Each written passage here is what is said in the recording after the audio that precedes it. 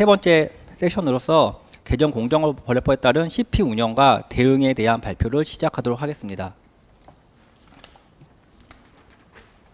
발표 순서는 시작하며 부분에서 한층 높아진 CP의 중요성에 대해 말씀을 드린 후에 이번 달 21일부터 시행되는 CP 관련 개정 공정거래 법령과 고시의 주요 내용을 살펴본 후 마침표 부분에서 그 시사점과 실질적인 CP 시스템 구축의 필요성에 대해 말씀드리며 발표를 마치도록 하겠습니다.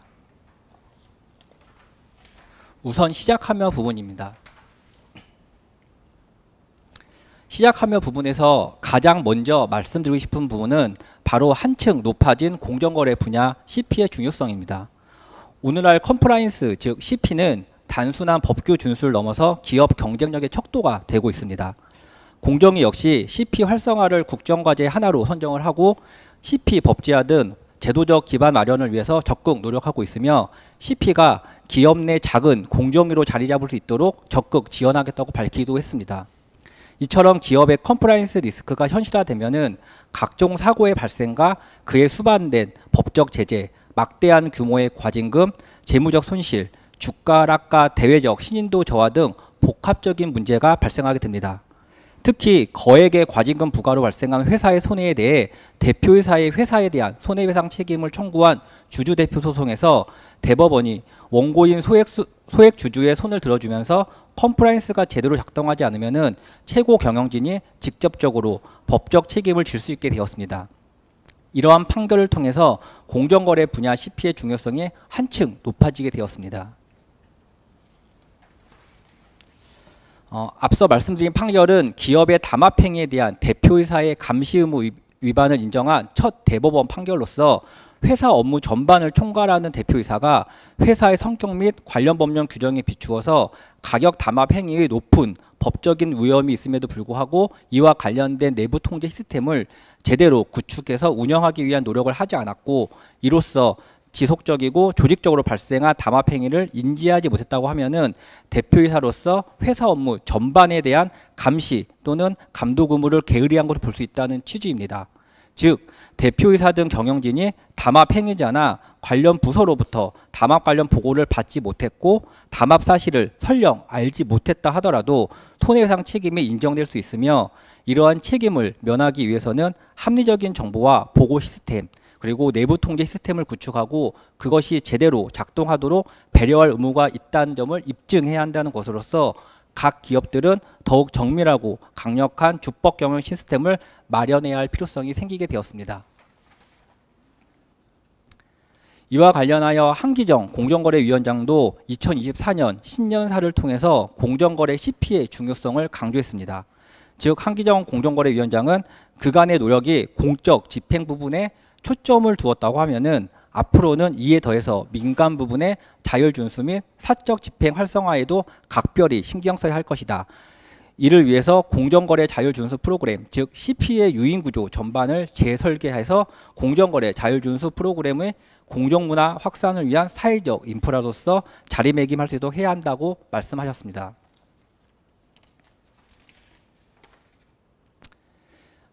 아시다시피 사실 CP는 기업들이 공정거래 관련 법규를 준수하기 위해서 자체적으로 제정하여 운영하는 교육 또 감독 등 기업 내부의 준법 시스템으로서 2001년경에 민간 주도로 도입이 되었습니다. 공정위는 2006년경에 CP 활성화를 위해서 기업들의 CP 운영 성과에 따라서 차등적 혜택을 부여할 수 있도록 CP 등급 평가 제도를 운영해 왔지만은 CP 제도의 근거가 법률이 아닌 예규로 규정되어 있었던 이유로 그 혜택이 크지 않아서 그동안 기업들이 CP 도입 및 운영에 적극적이진 않았습니다. 이러한 상황에서 CP의 법적 근거를 마련하고 CP 운영 사업자를 대상으로 공정위가 공정거래 CP 운영 상황 평가를 할 수 있도록 하고 이러한 평가 결과 등에 따라서 시정 조치나 과징금 감경이나 포상 또는 지원을 할 수 있도록 하는 내용의 공정거래법 개정안이 작년 5월 25일 국회 본회의를 통과했습니다. 그리고 공정위는 올해 3월 5일 이러한 개정 공정거래법 시정에 맞추어서 공정거래법 시행령을 입법 예고했고 공정거래 자율준수제도 운영 평가에 관한 규정 고시 제정안도 행정 예고했으며 지난 6월 4일에는 해당 시행령 개정안이 국무회의를 통과해서 이번 달 21일 시행을 앞두고 있습니다. 공정거래법 시행령 개정안과 고시 개정안의 내용을 살펴보기 전에 CP를 건강검진과 간단히 한번 비교해 보도록 하겠습니다. CP나 건강검진 모두 사전 점검으로서 예방적 조치와 위험 관리를 하고자 하는데 궁극적인 목적이 있다고 할 수 있습니다. 예를 들어서 저 역시 1년에 한 번씩 건강검진을 받고 있는데 그 이유는 비록 현재 특별히 어디가 아프거나 또 특별한 증상이 없다 하더라도 내 몸의 전반적인 검진을 통해서 혹시 모를 위험 요소를 발견하고 예방하려는 데 있습니다. 제가 한때 술에서 둘째라고 하면은 서러워할 정도로 술을 즐겼는데 그러면서도 늘 건강에 대한 걱정을 하곤 했습니다. 그래서 주기적으로 건강검진을 통해서 혹시라도 안 좋은 곳이 있는지 진단을 해서 있다고 하면 바로 치료를 하고 없다고 하면은 조금은 편한 마음으로 좋아하는 술을 마시곤 했습니다. 이처럼 아프기 전에 미리 검진을 통해서 징후를 발견하고 예방하는 것이 발병한 후에 치료 조치를 하는 것보다 당연히 시간과 비용 측면에서 훨씬 저렴하고 전략이 된다는 점에서 CP 또한 건강검진과 비교하면 쉽게 이해가 될 수 있을 것이라고 생각이 됩니다. 이처럼 공정거래법 개정을 통해서 기업 입장에서 CP를 새롭게 구축을 하거나 기존에 구축된 프로그램이 제대로 운영되고 있는지 점검할 수 있는 계기가 마련된 만큼 지금부터는 공정거래법 시행령 개정안과 고시 제정안의 주요 내용을 살펴보도록 하겠습니다.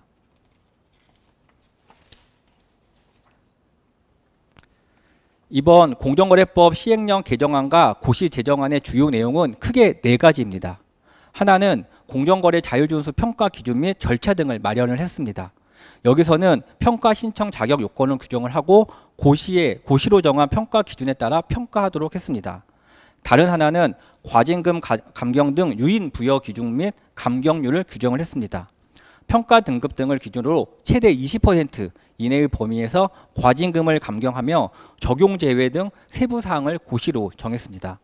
또 하나는 평가 비용 및 감면 대상 기준을 마련했고 마지막으로 평가 기간에 대한 지정 기준도 마련을 했습니다. 지금부터는 이 4가지 내용에 대해서 조금 더 구체적으로 살펴보도록 하겠습니다. 먼저 공정거래 자율준수 평가 기준 및 절차 등의 기준입니다. 첫 번째로 평가 신청 요건으로서 공정위가 정하여 고시하는 CP 도입 요건을 갖추고 CP를 1년 이상 운영한 사업자로 규정을 했습니다. 두 번째로 신청 시 필요 서류로 평가 신청서에 사업자 등록증, 실적 보고서 등 공정위가 정하는 서류를 첨부해서 공정위에 신청하도록 했습니다.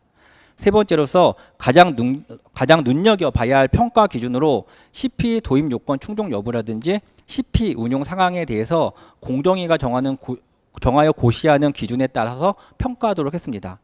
이에 대해서는 다음 장에서 보다 자세히 말씀드리도록 하겠습니다.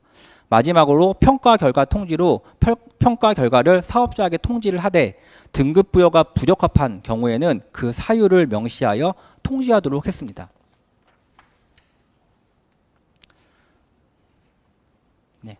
앞서 말씀드린 것처럼 평가 기준을 보다 구체적으로 살펴보도록 하겠습니다. 평가 기준은 CP 도입 요건을 종합적으로 고려하여 직전 연도 1년간의 실적 자료에 대해 평가를 하고 구체적 평가 기준을 고시로 정했습니다. 우선 평가 항목과 관련하여 유사, 중복되는 지표를 통합하고 실효성이 부족한 일부 지표 삭제를 통해서 평가 지표를 축소하면서 공공기관 고유의 특성을 반영한 공공기관 평가 지표도 신설을 했습니다. 다음으로 가점 부여 기준과 관련하여 조정원의 CP 등급 운영 지침 중 일부 가점의 배정을 조정했습니다. 이와 관련해서 연속평가 신청 기업에 대해서 연속 신청은 CP의 본질적인 요소가 아니기 때문에 그에 따른 다른 혜택, 즉 평가 비용 감면도도 있으므로 최대 가점을 축소했습니다. 이와 더불어서 기업 간 지원을 통한 CP 확산 효과가 크기 때문에 다른 업체의 CP 도입 등 지원을 한 경우에 최대 가점 및 지원 대상 기업을 확대하는 한편 규모에 따른 차등은 폐지를 했습니다. 또한 분쟁 조정 실적이 없는 경우에 역차별 우려 해소를 위해서 자율분쟁 조정기구 설치 및 운영 실적을 분리하여 배점을 하기도 했습니다. 앞서 말씀드린 평가항목 관련해서 보시는 것처럼 대기업의 경우에는 기존 66개에서 48개로, 중견, 중소기업의 경우에는 54개에서 40개로 세부 평가 지표가 축소가 되었고, 공공기관은 47개의 평가 지표를 신설을 했습니다.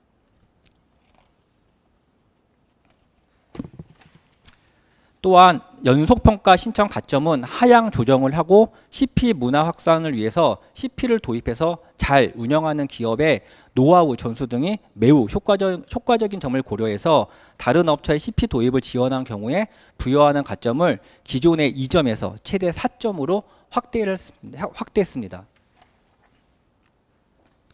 한편 법 위반 혐의로 안건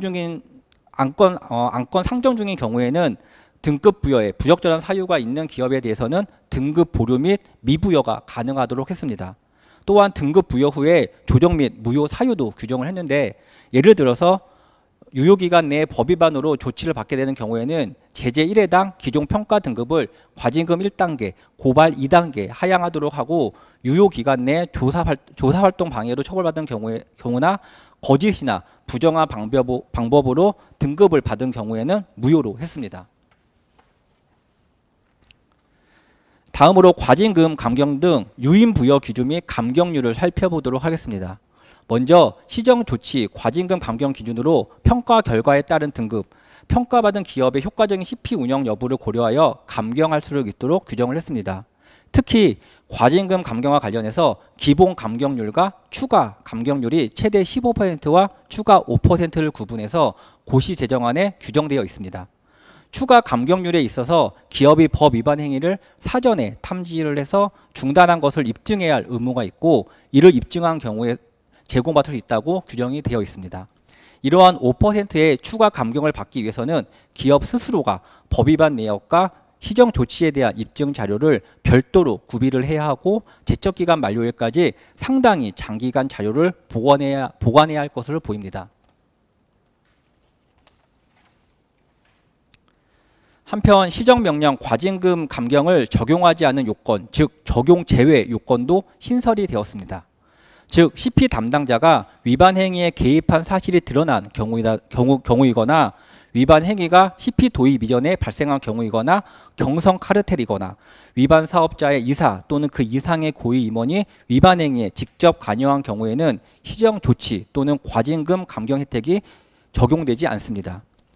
이 중 법률 위반 행위가 CP 도입 이전에 일어난 법률 행위에 대해서 아무리 좋은 등급을 받아도 인센티브를 받을 수 없는 것인지에 대해서 문제도 제기되고 있는데, 이는 우리나라 CP 등급 평가가 사전 평가 방식을 취하다 보니 CP가 도입된 이후에 법 위반이 발생하게 되면은 사전에 받은 높은 평가 등급을 근거로 인센티브를 제공할 수 있는 것은 확실은 하지만 CP 도입 이전에 법 위반 행위가 발생한 경우에 대해서도 인센티브가 제공할 수 있는지에 대한 모호한 측면이 있습니다.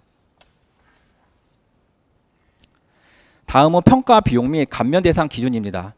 평가 비용은 수익자 부담 원칙에 따라서 평가 신청 기업이 부담하도록 규정을 하고 있습니다. 비용 감면의 경우 CP 활성화를 위해서 중소기업 기본법 제2조에 따른 중소기업, 또 공정위가 고시하는 사업체에 대해서는 비용을 감면할 수 있도록 근거를 신설했습니다. 평가를 신청한 기업이 평가 기간에 납부해야 하는 평가 비용, 감면 대상, 감면 금액은 보시는 표와 같습니다. 마지막으로 평가기간, 지정기준 등에 대한 것입니다. 평가기간은 공정거래조정원 또는 공정거래 관련 인증, 평가 업무를 2년 이상 수행한 기간을 평가기간으로 지정하고 있습니다. 또한 평가기간을 지정한 경우에는 그 사실을 고시하도록 하고 있고, 고시에서는 공정거래조정원을 평가기간으로 지정을 했습니다. 또한 평가 업무의 안전적 수행을 위해서 평가 업무 수행에 필요한 경비를 예산의 범위에서 지원할 수 있도록 규정했습니다. 지금까지 CP와 관련한 공정거래법 시행령 제정안과 고시 제정안의 주요 내용을 살펴보았습니다. 이를 통해서 공정거래 CP와 관련하여 여러 시사점을 확인할 수 있는데, 발표를 마무리하면서 그 시사점과 함께 CP 요건과 관련된 사례를 통해서 CP의 실질적인 운영의 필요성을 말씀드리도록 하겠습니다. 우선 새롭게 CP를 구축해야 하는 사항이라고 하면은 이번에 발표된 공정거래 자율준수 제도 평가 기준에 규정된 평가 항목 및 평가 지표별 가중치가 상당히 상세하게 마련되었기 때문에 이를 적극 참고할 필요가 있습니다.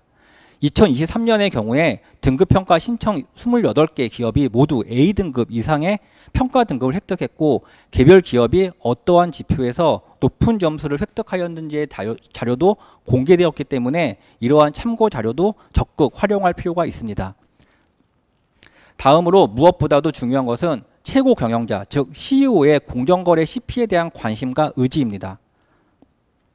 CP 실무 조직에서 아무리 제대로 분석을 하고 좋은 해결책을 제안하더라도 CEO가 이를 반영하지 않는다고 하면은 CP가 제대로 작동될 수가 없습니다.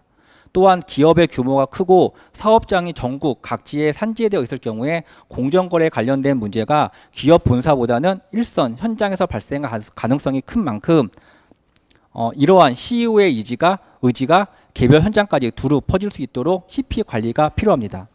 아울러 체계적이고 효과적인 CP 교육 실시도 중요합니다. 특히 원론적이고 추상적인 CP 관련 교육보다는 회사의 업종과 담당 직원의 직무, 직책과 연관된 맞춤형 교육 및 사내 전 직원에게 교육의 효과를 극대화할 수 있는 다양한 교육 방식의 개발이 중요하다고 보입니다. 마지막으로 CP에 대한 지속적인 관심과 관리도 필요합니다.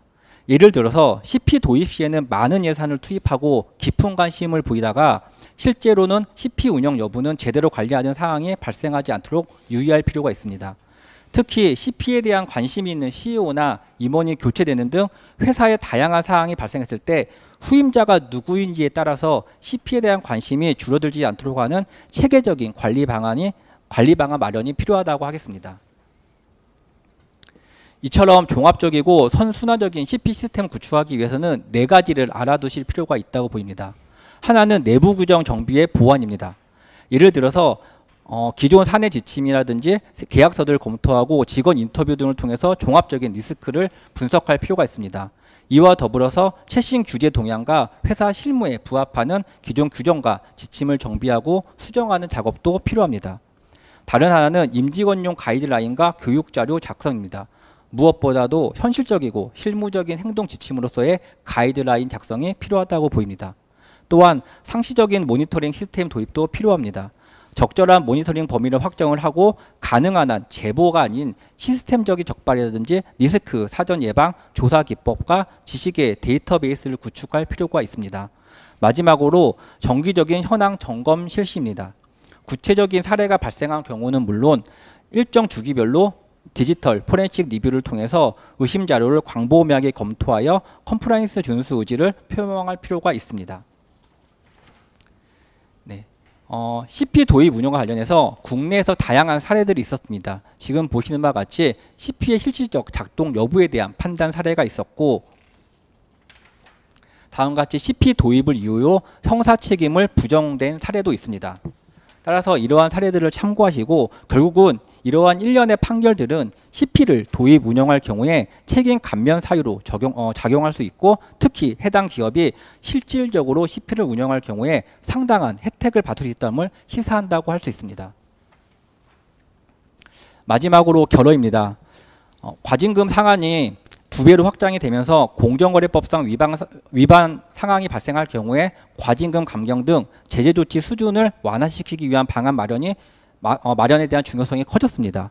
이번 CP 관련 공정거래법 개정안이 주목을 받는 것도 사실 이러한 CP의 도입 및 운용에 대해서 과징금 감경이라는 인센티브가 제공되기 때문이라는 점을 부인하기는 어렵습니다.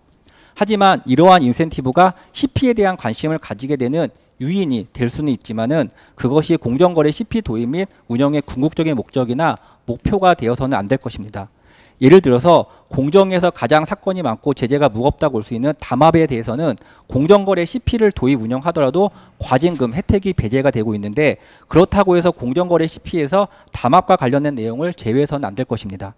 따라서 이와 관련해서 바람직한 CP 운영 방침 내지 목표는 과징금 감경이라는 인센티브에 맞춰지기보다는 애당초 공정거래법 위반 사항이 발생하지 않도록 사전에 방지하고 예방하는 것에 맞춰줘야 할 것입니다.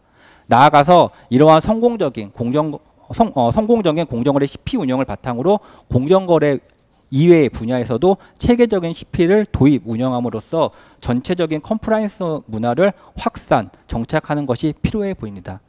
이상으로 세 번째 세션으로 개정 공정거래법에 따른 CP 운영과 대응에 대한 발표를 마치겠습니다. 경청해 주셔서 감사합니다.